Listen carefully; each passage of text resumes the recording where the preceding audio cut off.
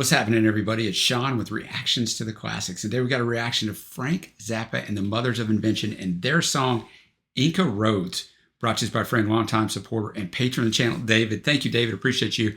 Appreciate all the patrons who make this thing go. If you'd like to support us in any way, check out that Patreon link below, the Patreon link on the end screen. We could not do it without them, and we appreciate them so much. David brings all kinds of stuff, right? Just a great musical palette that David has. We don't have hardly any Frank Zappa. I don't know why. It's just one of those things. It's the way it is. But this song is from the One Size Fits All album in 1975. Their 14th studio album together and Frank's 20th studio album overall. It's the opening track on the album, known for unusual time signatures, lyrics, and vocals. The marimba playing of Zappa's percussionist Ruth Underwood is featured prominently. It explores the it's going to be a crazy story because it always is with Frank stuff, right? It explores the stereotypes of aliens encountering the Incan civilization. These themes, like the album cover of One Size Fits all seem to parody the spirituality of many progressive rock albums around the same era. The lyrics, did a vehicle come from somewhere out there just to land in the Andes? Was it round and did it have a motor, or was it something different? Imply that a UFO was landing in the Andes mountain. As the song progresses, the lyrics become sillier and seem to mock the beginning of the song. Example of this is, quote, or did someone build a place or leave a space for Chester's thing to land? Did a booga bear come from somewhere out there? The non-serious nature of these lyrics and even the music itself seem to be mocking other prog rock bands and their possibly forced divine depth. Now, when it starts, you're going to hear those vocals, drums, and marimba, but soon features a guitar solo performed by Zappa in late 1974, taken from a live performance in Helsinki, Finland. And then they put it into the song. So I thought that was pretty cool. And in an interview, vocalist and keyboard player George Duke said that Zappa pushed for him to sing on this, because that's who's singing.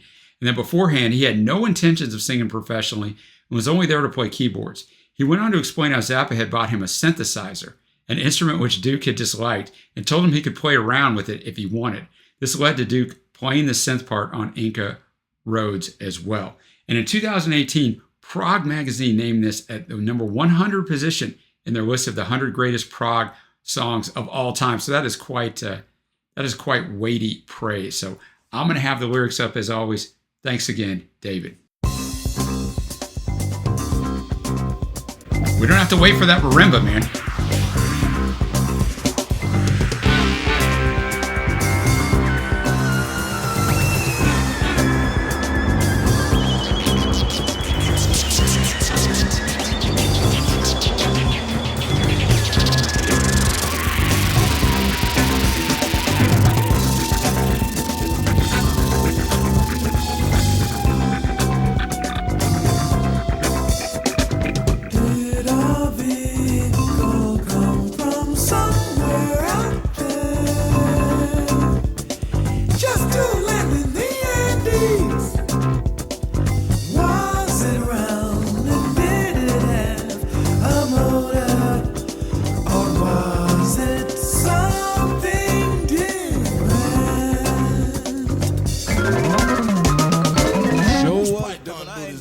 Nothing like that in my entire life.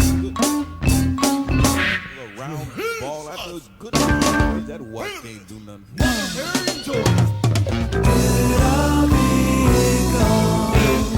Did a vehicle fly along the mountains and find a place to park itself? Park itself.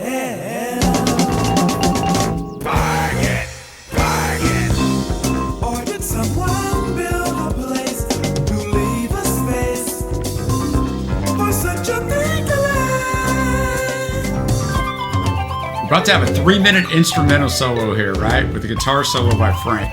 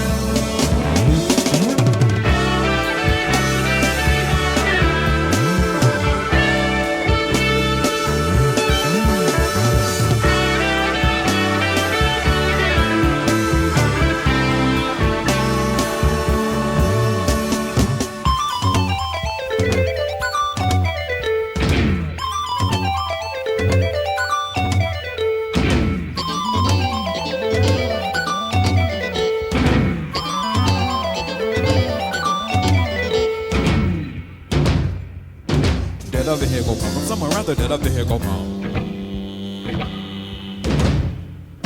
From somewhere out there, the Indians first on the bell, carve a bell.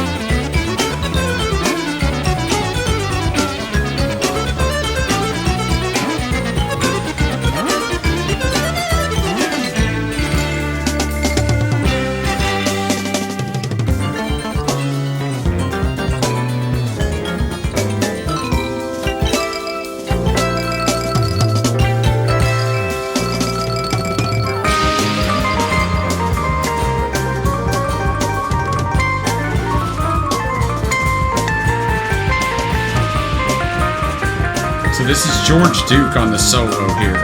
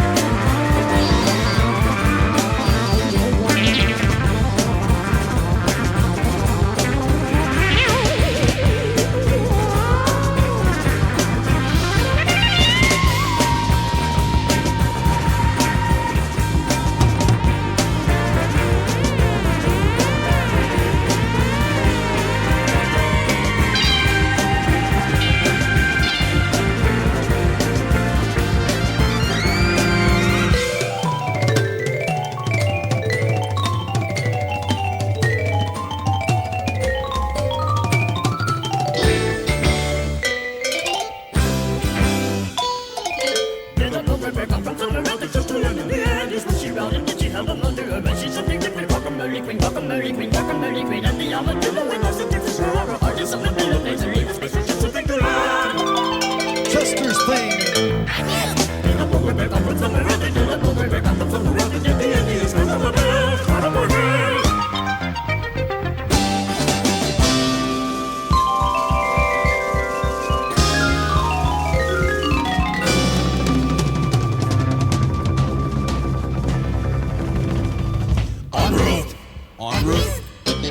So at the very end, the on Ruth is because Ruth is playing the marimba. This song is good. You could take an hour break of this song. It is definitely a sarcastic, humorous take on prog rock. And really, it's just long, drawn-out instrumentals, which is what a lot of prog rock is. And look, I'm not here to hate on prog rock at all. There's some prog rock I like, but it's not my favorite genre, and it can definitely become self-indulgent. So the fact that Frank did this kind of amuses me. And I don't think everyone was in on the joke. But it's a great song as far as, like, no matter how sarcastic or witty or whatever you want to say Zappa is, the musicianship is top notch. I mean, that first long instrumental run with him on the guitar was fantastic. And then George Duke on that second one was fantastic. And just pipe all this other stuff in there. And the lyrics are kind of already, the best lyrics we already talked about at the start. But Zappa's just, I mean, obviously his IQ was off the charts. He's just an interesting dude, man. Just an interesting dude, like, to dive into his stuff. I need to dive into more of his stuff, but I appreciate David bringing this. So let me know what you think of this song, and let me know what else I should check out from Zappa. I know that's an insane catalog. So, let me know. Let me know what I should check out there. I know some of his albums are really accessible. Some aren't. I don't care which way it is. Just let me know. Thanks to David again for bringing it. Until next time, guys, I will see you.